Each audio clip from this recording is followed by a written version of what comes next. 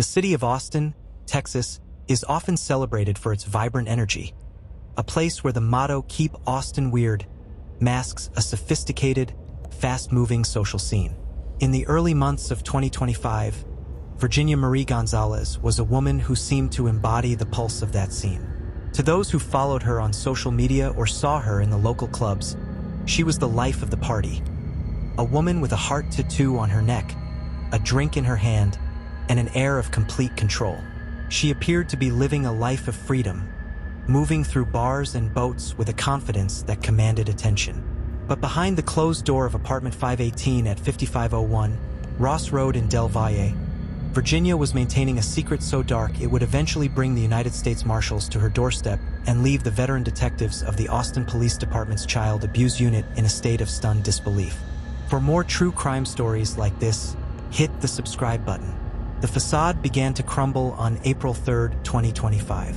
It wasn't a neighbor's complaint or a school official's intervention that finally broke the silence. It was a 911 call from within the family circle.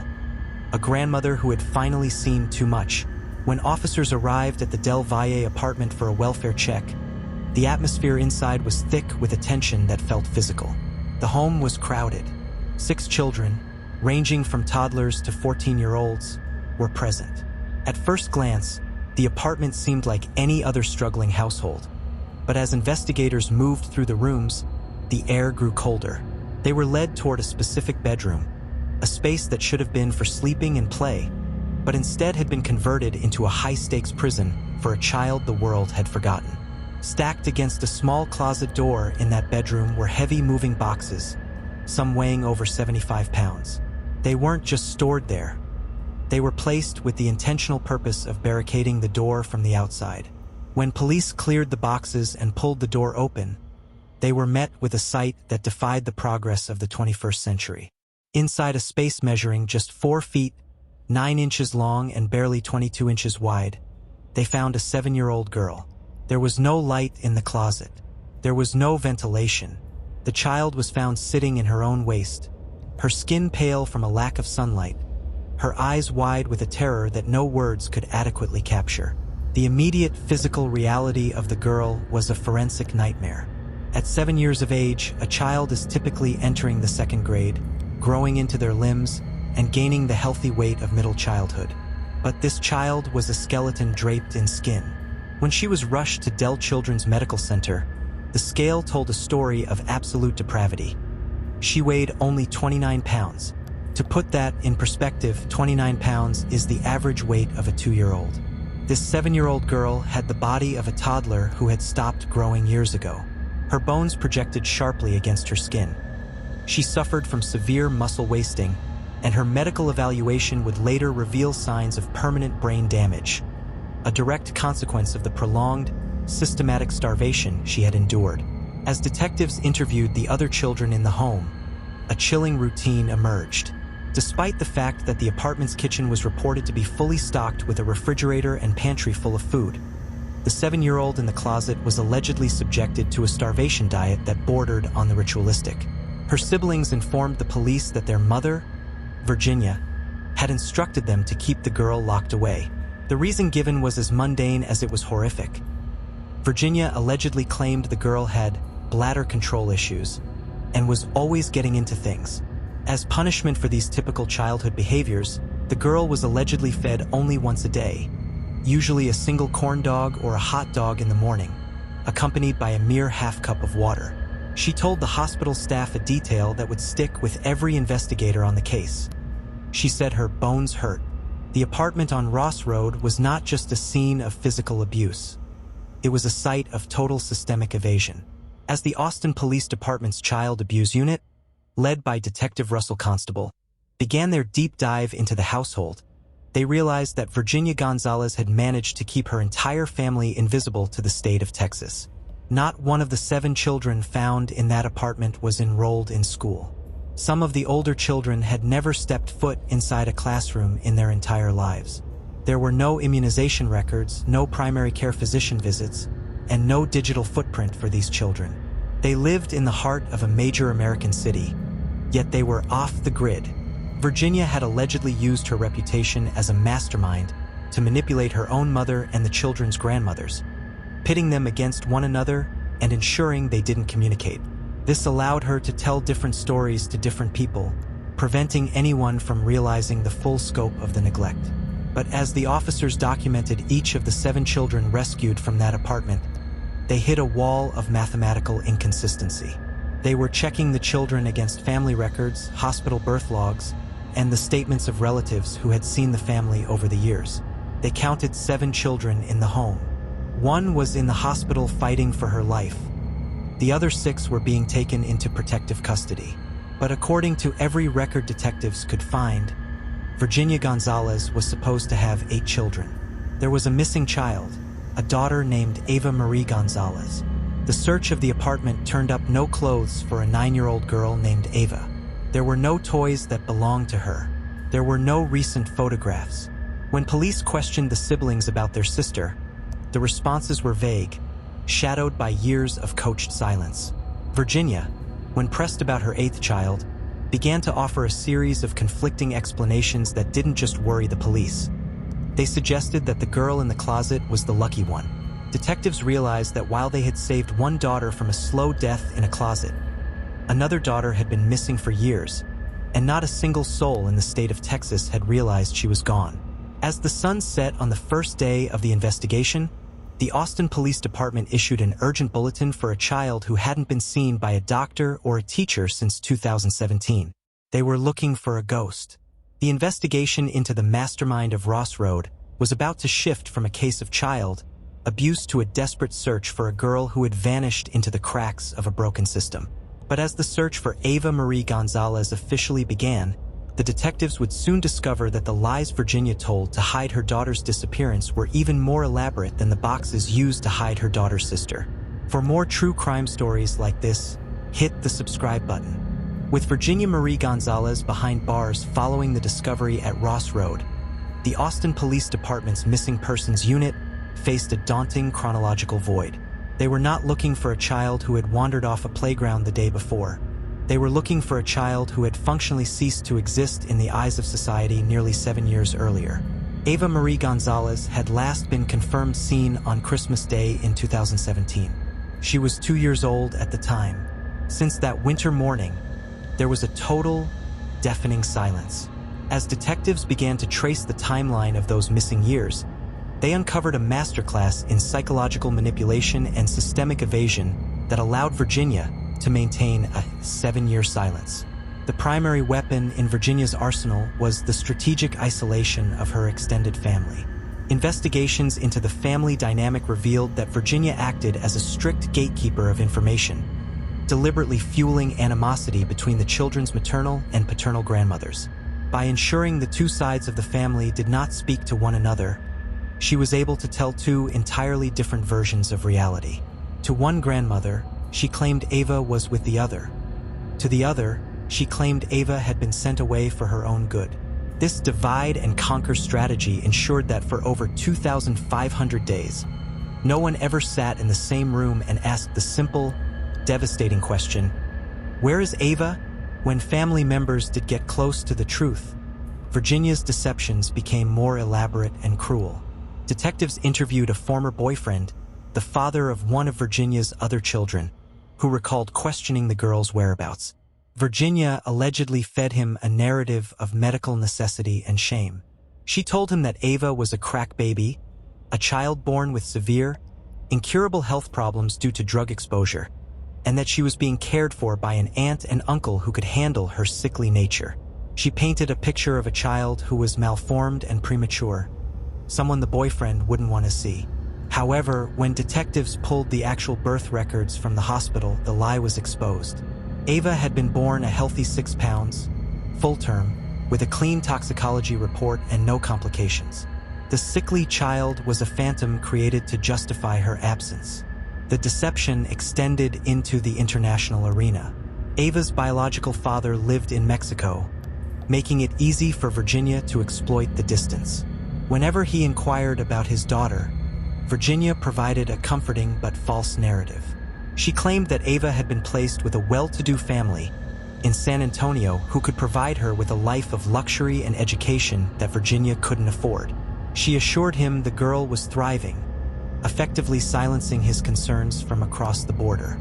By the time police reached out to him in 2025, he was under the impression that his daughter was a happy 10-year-old living a suburban dream, oblivious to the fact that she hadn't been seen by anyone in Texas for a decade. Perhaps the most alarming failure of the 7-year silence occurred within the walls of Child Protective Services, CPS. In a case that has since sparked intense scrutiny of the Texas foster and protective system, it was revealed that CPS actually had an open file and active contact with the Gonzalez family as recently as November 2023, years after Ava had already vanished. During a routine check, the agency questioned the whereabouts of the 8th child. Virginia, unflinching, produced a signed document. The paperwork stated that Ava had been legally moved into the custody of her father. To verify this, the document included a signature and a phone number for the grandmother who was supposedly facilitating the move. The CPS caseworker, seemingly satisfied with the paperwork, did not verify the signature at the time. It wasn't until the 2025 investigation that detectives contacted the grandmother listed on that document. Her reaction was one of total shock. She informed the police that she had never signed such a paper, had no knowledge of Ava being with her father, and, most tellingly, the phone number written on the official CPS document was not hers and never had been. Virginia had allegedly forged the legal documents and provided a fake contact number to ghost the agency, successfully tricking the very system designed to prevent children from falling through the cracks. Detectives also discovered that Virginia's fast life was a deliberate shield. By frequently moving between apartments, motels, and short-term rentals in the Austin and Del Valle areas, she prevented any single neighbor or community from noticing the changing number of children in her care. In a digital age where most parents post thousands of photos of their children, Virginia's social media was a vacuum where Ava was concerned. She posted videos of herself at clubs, on boats, and at bars, frequently showing off her heart tattoo and party girl persona. But Ava was never in the frame. To the public, Virginia was a carefree woman without the baggage of 8 children. To her family, she was a mother making difficult choices for a sickly child. As the police continued to pull at the threads of these lies, they realized that the 7-year silence was not just a result of neglect. It was a curated, intentional effort to hide a specific event. The investigation took a dark turn when they began looking into the financial and travel records of 2017 and 2018. They found that while Virginia was telling everyone Ava was somewhere else, she was actually moving through a series of transient motels on the outskirts of the city. The search for Ava Marie Gonzalez was no longer a matter of checking school enrollments or medical records, as Virginia had ensured those didn't exist for any of her children. It was now a forensic hunt for a child who had been airbrushed out of existence. But as the mastermind sat in her cell, refusing to provide a straight answer, a new witness was being prepared for a forensic interview. A witness who had been just 6 years old when the silence began. This witness was about to provide the first eyewitness account of what happened behind a closed motel bathroom door in January 2018. The silence was about to be broken, but the truth it revealed would lead detectives to a place far more horrific than a closet on Ross Road. For more true crime stories like this, hit the subscribe button. As the spring of 2025 turned into summer, the investigation into the disappearance of Ava Marie Gonzalez transitioned from a missing persons search into something far more clinical and grim. Detectives from the Austin Police Department began a forensic deep dive into the transient lifestyle Virginia Gonzalez maintained during the winter of 2017 and the early weeks of 2018. They weren't looking at luxury high-rises or suburban homes. They were scouring the guest logs of low-rent motels and extended-stay facilities that the industrial fringes of Austin. It was in these anonymous rooms, where payments are often made in cash and no questions are asked, that the trail of Ava Marie finally reached its end. The most significant breakthrough didn't come from a lab or a database, but from the back of a specialized forensic interview room. Police sat down with Virginia's eldest son, a 14-year-old who had spent the last decade navigating the shifting moods and manipulations of his mother. Though he was now a teenager, he carried a vivid, static-filled memory from when he was only 6 years old, a memory he had been forced to suppress while living under his mother's roof. He recounted a specific stay at a motel around the new year of 2018. His testimony provided the first tangible timeline for the authorities, placing a definitive marker on January 2, 2018. The boy's account was harrowing in its simplicity. He described a day that began like any other in their nomadic existence. But the atmosphere shifted when Virginia took 2-year-old Ava into the motel's cramped bathroom. The son told investigators that he remained in the main living area, but the walls of the motel were thin. He heard the sound of the bathtub faucet being turned to full capacity, the roar of the water echoing against the linoleum. Then the screaming started. He described it as a really bad sound, the kind of vocalization that doesn't just signal a tantrum, but a primal, desperate distress. Through the crack of the door or the moments the door swung open, the boy witnessed a scene of staggering violence. He claimed he saw his mother, Virginia, in a state of uncontrolled rage, physically assaulting the toddler while the water continued to rush into the tub. He watched the struggle until the water was eventually shut off. At that exact moment, the screaming stopped. The silence that followed was absolute. He watched as his mother emerged with the child, dried her off with a towel, and began dressing her in fresh clothes. He recalled her meticulously strapping Ava into a car seat. To a 6-year-old boy, the toddler looked like she was simply taking a deep, heavy nap. But the detail that chilled the detectives most was the boy's observation of his mother's emotional state immediately following this event. He didn't describe a mother in a panic or a woman who had just suffered a domestic accident. He told the forensic interviewers that after the screaming stopped and the car seat was loaded, Virginia appeared happy. He used the phrase "like a totally new person" to describe her demeanor. She allegedly told her son and the other children that Ava was going away to live with a new mom and dad who would take better care of her. According to the son, from that moment on, Ava was never spoken of again. The car seat returned to the motel room empty, and the family moved on to the next location. This testimony allowed the Austin Police Department to file a high-stakes search warrant, shifting the case from a neglect investigation into a potential capital murder inquiry. Detectives began a process known as cell site scouring. By obtaining historical cellular data from 2018, they attempted to triangulate Virginia's phone movements on the night of January 2nd. They were looking for anomalous pings, signals that showed her phone moving to remote areas, parks, or construction sites in the middle of the night, places where a body might be concealed. This forensic digital mapping was paired with a search for DNA evidence. Even 7 years later, forensic technicians can use luminol and other chemical reagents to detect blood or biological fluids that have seeped into floorboards or subflooring in motel bathrooms, despite years of industrial cleaning. The investigation also uncovered a series of recorded interactions from within the Travis County Jail that suggested Virginia knew the walls were closing in. In one specific recording, a fellow inmate was heard discussing the nature of the injury to a child charges Virginia was currently facing. The inmate asked a direct question about whether the police were looking for something else, specifically mentioning the baby. Virginia's reaction on the tape, described by those who have heard it as a moment of tactical hesitation, added another layer to the prosecution's theory. It wasn't just a brother's memory anymore. There were whispers in the jail, fragments of conversations that hinted at a body that had never been recovered. While the search for Ava's remains continued in the background, the district attorney's office began building a case for murder without a body.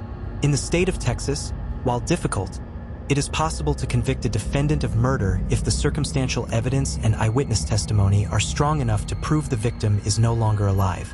The fact that Ava had no medical, educational, or social footprint after January 2018 became a powerful piece of evidence in itself.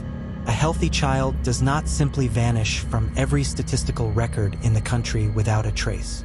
The transition to a murder inquiry changed everything for the defense. Virginia's legal team was no longer just fighting a case about a child in a closet. They were now defending a woman accused of a capital crime. As the forensic team continued to analyze motel records and the brothers' testimony, the legal battle shifted toward the January 26th trial date. The mastermind was now a defendant, and the city of Austin was waking up to the reality that the horror on Ross Road might have been the sequel to an even more permanent tragedy that occurred years earlier in a motel bathtub. The detectives were certain they knew what happened in that bathroom. Now, they just had to prove it to a jury, a task that would be complicated by a defense attorney who claimed the entire investigation was a poison narrative designed to ensure his client never saw the light of day again. For more true crime stories like this, hit the subscribe button. As the calendar turned to January 2026, the legal machinery of Travis County, Texas, braced for one of the most contentious trials in recent memory. Virginia Marie Gonzalez sat in a high-security cell, no longer the mastermind of the social scene, but a defendant facing a mountain of evidence that threatened to keep her behind bars for the rest of her life. The legal showdown had moved beyond the initial shock of the discovery at Ross Road and the haunting memories of the motel room. It was now a war of procedure, strategy, and constitutional rights. The stakes were absolute, as the district attorney's office made it clear that they were not just seeking a conviction for child abuse, but were preparing the groundwork for a capital murder indictment. The first major tremor in the legal battle occurred during the negotiation phase. In November 2025, prosecutors laid a heavy decision at the feet of Virginia and her defense counsel, J. Gabriel Hernandez. They offered a plea deal, 40 years in the Texas Department of Criminal Justice, in exchange for a guilty plea on the first-degree felony charge of injury to a child. For many defendants, a 40-year cap would be a lifeline to avoid a potential life sentence, especially given the graphic medical evidence of the child found in the closet. But Virginia Gonzalez, maintaining her stance of innocence, rejected the deal outright. Her attorney did not mince words, publicly branding the state's offer as utterly absurd. By turning down the 40-year deal, Virginia effectively gambled her future on a jury's interpretation of the facts. This rejection set the stage for a dramatic shift in defense strategy. Attorney Hernandez began a dual-pronged attack on the state's case. First, he focused on the mastermind narrative, arguing that the prosecution was stretching the facts to fit a preconceived story of a calculated villain rather than looking at the nuances of the household. He raised questions about legal custody and the shared responsibility of the other adults and family members who had cycled in and out of the children's lives. The defense's goal was to create reasonable doubt regarding whether Virginia was the sole person responsible for the conditions found in the apartment, or if she was a convenient scapegoat for a larger, multi-generational family failure. However, the defense's most aggressive move came just 2 weeks before the scheduled January 26, 2026, trial date. When the Austin Police Department filed the search warrant detailing the capital murder investigation into Ava's disappearance, Hernandez pounced on the timing. He filed a motion for a continuance and a change of venue, alleging that the state had poisoned the jury pool. The defense argued that the strategic release of the brothers' bathtub testimony to the media was a tactical strike by the prosecution to bias potential jurors. According to the defense, even if a juror was instructed to only consider the injury to a child case, they could never scrub the image of the missing girl in the motel from their minds. The bar for a change of venue in Texas is notoriously high. A judge must determine that the pervasive and prejudicial nature of the news coverage has made it impossible to find 12 impartial people in the entire county. Hernandez argued that with the story being blasted across true crime networks and local news, the well of justice in Travis County had been contaminated. He pointed out that while the murder investigation was technically a separate matter, the two cases were being inextricably linked in the public consciousness, making a fair trial on the abuse charges a constitutional impossibility. As the January 26th trial date loomed, the prosecution stood their ground. They argued that the timeline of the investigation was dictated by the witness, the 14-year-old son, and not by a desire to influence the jury. The district attorney's office emphasized that the two cases involved two separate victims and two separate incidents. Yet the constant remained the same: Virginia Gonzalez. They prepared to present a staggering array of evidence to the jury, including medical photography of the 29-pound child, the barricaded closet door, and expert testimony on the permanent neurological damage caused by starvation. They were ready to argue that the defendant's fast life was funded by the neglect of her children, painting a picture of a woman who prioritized her own social standing over the survival of her daughters. Currently, the status of the trial remains in a state of high-tension flux. The judge must decide if the trial will proceed as scheduled in Austin or if the entire proceeding will be moved to another county to escape the media firestorm. Meanwhile, the capital murder investigation continues to hum in the background. Grand jury proceedings are being watched closely, as many expect a formal murder indictment to be handed down regardless of the outcome of the injury to a child trial. In Texas, the statute of limitations for murder does not exist, meaning the state can wait for every piece of forensic evidence from the motel records and DNA labs to be perfect before they officially pull the trigger on the higher charge. The tragedy of the Gonzalez case has also forced a grim conversation about the invisible children of Texas. The 7 siblings rescued in 2025 are currently in the custody of the state, undergoing intensive physical and psychological therapy. They are finally in schools and they are finally being seen by doctors, but the shadow of their sister Ava remains. While the legal teams argue over venue changes and poison juries, the reality for the victims is much simpler. One child is a survivor with scars that may never heal, and another is a memory, a 9-year-old girl whose only portrait is a digital composite created by a computer. The trial of Virginia Marie Gonzalez is not just about a closet or a motel bathroom. It is a trial of a mother who allegedly thought she could outsmart the system and the very bond of family. As the court prepares to convene, the world watches to see if the mastermind has finally run out of moves, or if the 7-year silence will claim one final victory in a court of law. And as always, you've been watching True Crime Story Vault, where every story is told with facts, empathy, and respect for those who can no longer speak for themselves. For more true crime stories like this, hit the subscribe button and comment your thoughts below. Until next time, remember, the truth is never buried.